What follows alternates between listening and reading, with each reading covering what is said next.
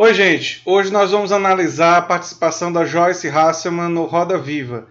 E eu vou fazer uma série de comentários, eu fiz aqui algumas anotações, então vamos fazer essa análise. Se você chegou agora, o canal é a Nova Máquina do Tempo, eu sou André Teixeira Jacobina. Se você gosta do que a gente faz, você já sabe o que fazer. E se você quiser se tornar um apoiador, links das nossas outras redes sociais do nosso apoio vai estar um comentário fixado no início dos comentários. Então vamos lá.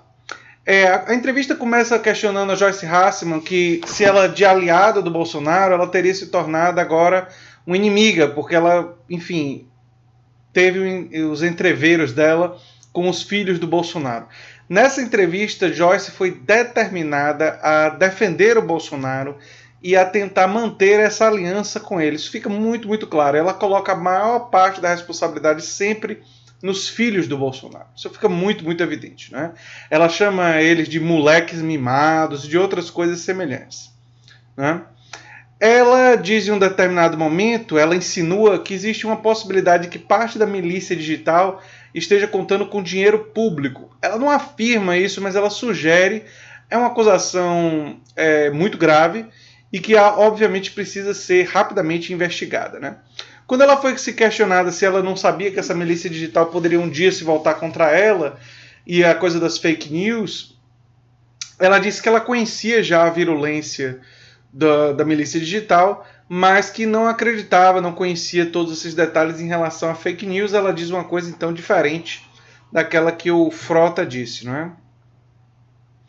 Ela insistiu muito ao longo da entrevista dizendo que essa baixaria não ajuda o Brasil, que, enfim, que toda essa brigalhada não ajuda o Brasil.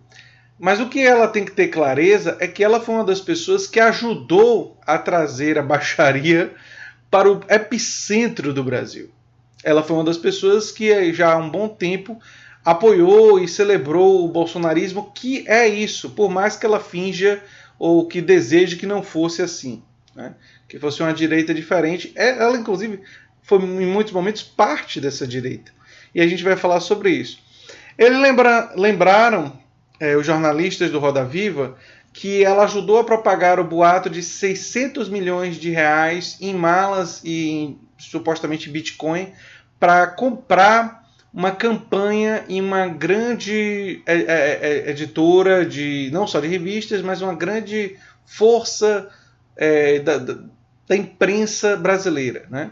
Eu fiquei pensando, seria que era o Grupo Globo, a editora Abril, não sei, mas ela ajudou a propagar essa informação e ela se defendeu dizendo que tinha duas fontes e que eram, obviamente, fontes anônimas de pessoas que tinham medo de declarar e que a divulgação na internet visava fazer esse acordo que iria perseguir a candidatura do Bolsonaro fracassar, e ela diz que conseguiu.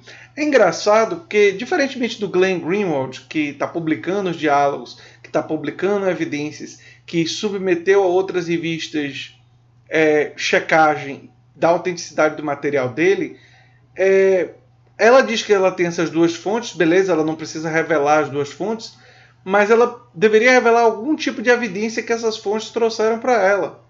Alguma foto, um diálogo em WhatsApp, que ela poderia ocultar o nome da fonte, não sei, alguma coisa que desse algum suporte a essa história muito mirabolante.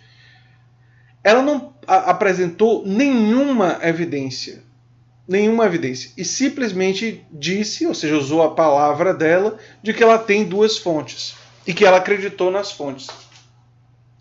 Isso me parece muito pouco, mas enfim. Eles lembraram também a fake news da urna eletrônica, que ela publicou uma mensagem que dizia que se você apertasse 1 já aparecia a cara do Haddad, e isso foi depois provado que era uma coisa falsa, enfim, e ela ajudou a publicar isso daí, e ela se defendeu dizendo: não sou especialista em urna eletrônica, pode ser que sim, pode ser que não.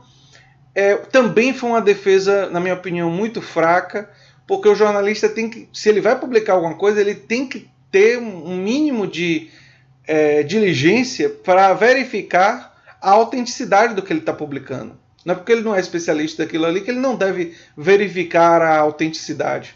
Engraçado ela criticar tanto o Glenn Greenwald e defender tanto a Lava Jato, quando o Glenn Greenwald demonstra ser um cara obcecado pela checagem da autenticidade antes da publicação. Justamente o que ela, como jornalista, não tem. Né? Enfim, é lamentável. Esses 2 episódios são absolutamente lamentáveis. Né? Ela se defende melhor da acusação de plágio. Essa eu vou chegar lá, mas curiosamente ela conseguiu se escapulir melhor nessa. Né? Ela insinua também, ela lembra, né, que os soldados abandonados pelo Bolsonaro, que o Bolsonaro na campanha dizia que não abandonaria nenhum soldado no campo de batalha, e abandonou o Bebiano, abandonou o Santos Cruz e abandonou tantos outros. Né? Ela lembra que a milícia virtual tem perfis que estão ativos desde a época da campanha e que agora estão atuando para atacar ela. Essa fala dela é uma fala boa para investigação, aí para repórteres, para o pessoal investigar. Porque se fica provado que tinha perfis reprodutores de fake news ligados ao bolsonarismo desde a época da campanha, de recebendo talvez dinheiro público para reproduzir fake news, e que a gente descobriu agora porque eles se voltaram contra parte dos bolsonaristas, nossa, é um furo jornalístico muito importante. Então, jornalistas que estejam aí nas tocas, vamos trabalhar, né? Dá para vocês investigarem isso daí. Ela insinua que chamar o Carluxo de pavão misterioso foi uma provocação, que ela está imaginando que talvez sejam 2 pessoas que ela não quis revelar o nome, e ela pede desculpas por uma fala e uma comparação muito agressiva com o Carluxo, um retweet que ela fez, que sempre insinua a homossexualidade, a homoafetividade do Carluxo. Não é? Ela então defende privatizações e fala em um determinado momento de destravar a economia, dinamizar a economia, como se privatizações em algum país do mundo tivesse sido grande responsável por desenvolvimento e crescimento. Né? Chega a ser irônico ela estar falando sobre isso. Né? Enfim. E essa defesa de uma agenda ultraliberal, ela vai em contraste com os países que têm o melhor desenvolvimento humano do planeta. Os países que têm o melhor desenvolvimento humano do planeta não implementaram essa agenda. Os países que têm o melhor desenvolvimento humano do planeta implementaram uma agenda social-democrata, uma agenda desenvolvimentista, com uma tributação altamente progressiva, que não é o que a Joyce Hasselman defende, e implementar uma agenda de altíssimos investimentos públicos e estatais em saúde, educação, primeira infância e especialmente e também no desenvolvimento de produção cooperada, além de outras estratégias para dinamizar economias locais e fortalecimento do mercado interno. Foi isso que Suécia fez, Dinamarca fez, Finlândia fez, a Finlândia brilhantemente na educação. Quer dizer, às vezes eu fico com a sensação de que a gente está discutindo sobre coisas ignorando evidências da realidade. É muito estranho isso, mas enfim.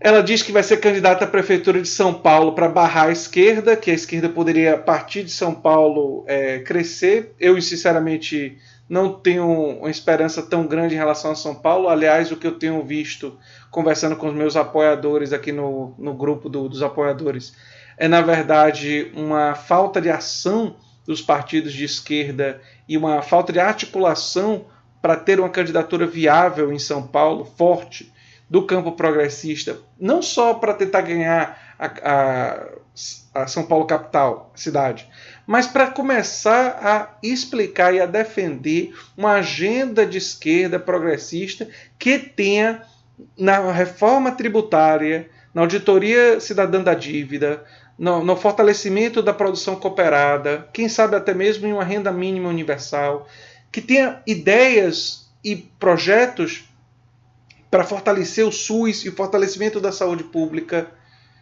e reverter muitas das políticas que estão sendo feitas e algumas das políticas que foram feitas nos governos petistas com parte das medidas de negociação e de conciliação com os setores do capital, que envolveu inclusive colocar gente como Henrique Meirelles e Joaquim Levy em posições chaves da economia. Né? Tem um determinado momento que é absolutamente risível, não é? Que ela diz assim que ela queria que Bolsonaro fosse estadista. Quando ela disse isso, eu caí na gargalhada na mesma hora. Quer dizer, pô, esperar que um cara como Bolsonaro, um cara do baixo clero, que é uma pessoa tosca, grosseira, mal educada, com um linguajar pobre, né? Extremamente pouco sofisticado, seria um cara que seria um estadista. Quer dizer, é uma coisa que beira o delírio, mas na verdade isso daí é uma estratégia dela para não se distanciar muito do Bolsonaro, porque boa parte do capital político dela está ligado ao Bolsonaro. Então ela não pode, ela precisa fazer esse tipo de coisa de dizer que deseja que o Bolsonaro seja estadista, de dizer que está aliada às pautas que ele defendeu durante a campanha, porque ela não pode se descolar totalmente do Bolsonaro, porque se ela fizer isso, ela perde muito do capital político dela. E ela já está perdendo nas redes sociais, inscritos e tudo mais, né? A gente já sabe. Ela se agarra com tudo no lavajatismo, chama o pessoal do Lava Jato de meninos heróis, o que é uma coisa assim patética, para não dizer o mínimo, né? Os jornalistas lembram que Deltan estava fazendo coisas irregulares, provavelmente crimes, querendo lucrar usando a operação. Sérgio Moro não teve uma atuação completamente irregular. Vários dos maiores especialistas juízes do mundo, inclusive uma juíza admirada por Deltan Dallagnol, já disse que o que eles fizeram ali, que o Sérgio Moro fez, são coisas completamente irregulares, ilegais. Sérgio Moro cometeu atos de corrupção. Isso os maiores especialistas do mundo disseram em uma carta que foi enviada para aqui para o Brasil, justamente falando sobre os julgamentos deles. Isso significa que as pessoas que cometeram crimes não devem ser punidas? Claro que não. Mas quando membros da justiça cometem crimes, eles têm que ser punidos também. Ninguém pode estar acima da lei. Todos os corruptos devem ser punidos. Todos, sem exceção. Mas para isso tem que ter julgamento justo. Para isso tem que se respeitar o processo legal. A partir do momento que você começa a fazer exceções, você entra e envereda pelo caminho da corrupção. E quem, como Joyce, diz combater a corrupção, abraçando o lavajatismo de forma irrestrita, inclusive a corrupção do lavajatismo e suas irregularidades, compactua com um tipo de corrupção. Quem não compactua com corrupção é aquele que faz como eu, que diz que toda e qualquer corrupção deve ser punida, inclusive aquela cometida por juízes para supostamente combater a corrupção. Todas devem ser punidas. Eu não estou defendendo que ninguém seja inocentado para a qual tem provas legítimas e provas boas que um outro juiz e um outro promotor podem processar e conseguir a condenação. Qualquer pessoa, seja ele quem for, seja ela quem for, que tiver sobre si acusações graves e as evidências forem boas, evidências positivas daquele ato, essa pessoa deve ser processada de novo e deve ser condenada. Mas para isso o juiz e o promotor não tem que estar combinando sentença. Não tem que estar combinando os detalhes. Não tem que estar combinando ordem de testemunhas. Enfim, é absolutamente revoltante esse tipo de posicionamento. E é um posicionamento anti-republicano, é bom deixar claro, e antidemocrático, que a Joyce Hasselman assume, né? Aí ela posa de democrata, que é engraçado, logo depois de ter tido essa atitude profundamente anti-republicana e profundamente antidemocrática, ela posa de democrata a defender que o partido faça eleição para a liderança do partido. O que é correto, né? Os partidos deveriam ter esse tipo de procedimento, né? E espertamente ela mostra que ela não é burra, não.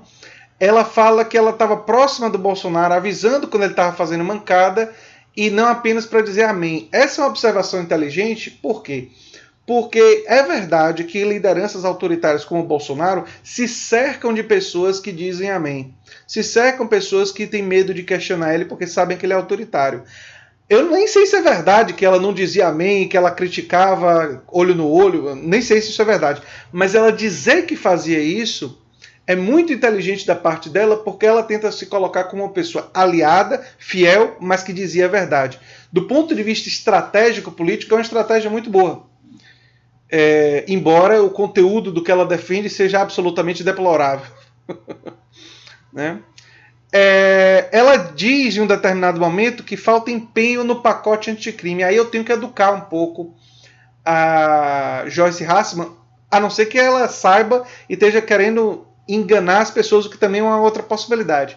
Mas o pacote anticrime, se ele fosse aprovado como Moro sugeriu inicialmente, ele teria um efeito.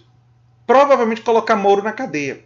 Porque o pacote anticrime tinha como uma de suas medidas aceitar provas que foram obtidas ilegalmente. O que significa que as provas das irregularidades do Moro, depois de periciadas, poderiam sim, e podem ser periciadas a qualquer momento pela Polícia Federal, poderiam sim ser... E não precisa, o Glenn não precisa mais entregar, eles não conseguiram com os hackers. Se supor que os arquivos são idênticos, tem que ser comparados, mas se supor que os arquivos são idênticos ao que foi publicado, se pericia, se chegar à autenticidade daquele material, ele poderia ser usado não apenas para inocentar pessoas, como ele já pode ser usado para isso, depois de periciado, mas ele poderia ser usado para colocar Moro e Deltan na cadeia. E Moro pode ser muitas coisas. Pode ser um cara que não sabe direito português, pode ser um cara que, não sabe muito bem o direito, usa critérios de direito norte-americanos para o Brasil, o que ficou, aliás, claro na sentença dele. A primeira sentença dele sobre Lula mostra isso evidentemente. Ele usa uma legislação americana como inspiração para produzir a sentença. É uma legislação que não é brasileira naquela sentença. Coisa vergonhosa. Mas ele não é tão burro assim não, o Moro, apesar dessas falhas graves de caráter e de capacidade. E ele nunca aprovaria um pacote anticrime agora que provas tão pesadas contra ele pesam. Então ele vai revisar o pacote anticrime para se proteger. Isso é muito óbvio. E talvez essa falta de empenho em relação ao pacote anticrime parta do próprio Moro, enquanto ele está pensando, opa, como é que a gente ajusta aqui para não me colocar no xilindró? Né? Enfim. O caso Queiroz, ela diz que não defendeu o Flávio e que, enfim, defende o combate à corrupção e que isso já foi produzindo um distanciamento e que o que bate em Chico tem que bater em Francisco ou vice-versa, e que o ministro do Turismo que foi denunciado já deveria ter sido afastado, mostra a falta de compromisso do governo Bolsonaro com o combate à corrupção. Depois ela tem um discurso de não depender de um líder, tenta se afastar do personalismo e cita o personalismo de esquerda em relação a Lula. Né? É engraçado uma pessoa da direita estar falando contra o personalismo quando a política histórica nesse país de direita sempre foi personalista. Eu que estudo política baiana sei muito bem que a direita baiana era definida não por ideologia, mas por nomes da liderança. Era o jurassismo contra o robertismo, contra o lomantismo, contra o carlismo. Quer dizer, o personalismo na veia. Isso e não é uma particularidade da Bahia. A direita, historicamente no Brasil, é uma direita absolutamente vinculada ao personalismo. E que só em alguns momentos absolutamente circunstanciais a esquerda absorveu como uma característica da política brasileira que acabou infectando como um vírus da mente os setores da esquerda, o que, aliás, é um dos papéis da ideologia. A ideologia é potente justamente porque ela não fica restrita a uma classe ou um grupo político. Ela se dissemina na sociedade, né? Um sistema de ideias. Ela defende o COAF com Moro, que é uma absoluta temeridade. Imagina Moro, de tantas irregularidades, de tantos comentários, infelizes, e não só infelizes, irregulares, que pega investigação da Polícia Federal, diz para o presidente, quer dizer, adianta que tinha ligações de pessoas do Supremo, quer dizer, imagina esse cara tendo controle das operações financeiras. Ele teria poder de fazer e desfazer, né? É lembrado pelos jornalistas a ação de Flávio que bloqueia investigações e ela culpa só o Flávio e os seus advogados. Aí das duas uma, ou ela está sendo ingênua, o que eu não acredito, ou ela está sendo desonesta e está ignorando propositalmente a pressão do pai, do Jair Bolsonaro, que obviamente foi uma figura central para bloquear essas investigações. Ou seja, que para proteger o filho, o Flávio Bolsonaro, o clã bolsonarista está disposto a bloquear a investigação sobre todos os outros corruptos. E esse é o nível da falta, esse é o exemplo clássico da absoluta falta de compromisso desse governo com o combate com a corrupção. Ela tem um determinado momento que ela mostra que ela sabe que existem divisões na direita, que tem a direita mais liberal, mais conservadora, mais ligada à igreja católica, mais ligada à igreja protestante. Eu espero que isso ajude. Esse foi um comentário até bom da Joyce Hasselman, e como não são muitos, a gente tem que ressaltar os que acontecem. Porque isso talvez ajude algumas pessoas na política e na análise perceber que não só existem várias direitas, com muita diversidade de ideologias, sistemas de ideias, mas existem várias esquerdas, também muito variadas em ideologias e sistema de ideias. Eu fico com a sensação de que boa parte da direita liberal não consegue ver a diversidade do pensamento de esquerda. E, na verdade, só elogia a esquerda que é a esquerda mais compromissada com os ideais liberais. Ou seja, uma certa visão com um alto grau de miopia, que só vê aquela esquerda que ele concorda mais, e toda outra esquerda diferente daquela esquerda precisa ser esquerda sectária, precisa ser demonizada e tudo mais. Eu vi isso muito, infelizmente, em algumas pessoas no My News, com Tabata Amaral e com Pedro Doria e outras pessoas lá, que claramente estavam reproduzindo essa visão que eu acho que ela é limitada em relação ao espectro da esquerda. Por fim, ela defende acabar com a PEC da Bengala para substituir 4 ministros e dominar o STF. Uma típica medida autoritária. O que mostra que a defesa dela da democracia no partido é uma defesa absolutamente utilitária.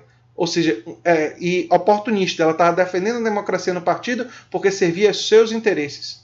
Mas, quando serve aos seus interesses, ter uma medida autoritária, substituir um monte de ministros e controlar o Supremo Tribunal Federal de uma forma, através de uma manobra, uma pessoa como Joyce não vê nada de errado nisso. Enfim, era isso que eu tinha a dizer sobre essa entrevista com Joyce Hasselman no Roda Viva. Se você gosta do que eu faço, se inscreva, dê um like e compartilhe, que é muito importante para a gente aqui no canal. Um abração e até o próximo vídeo. Tchau, tchau.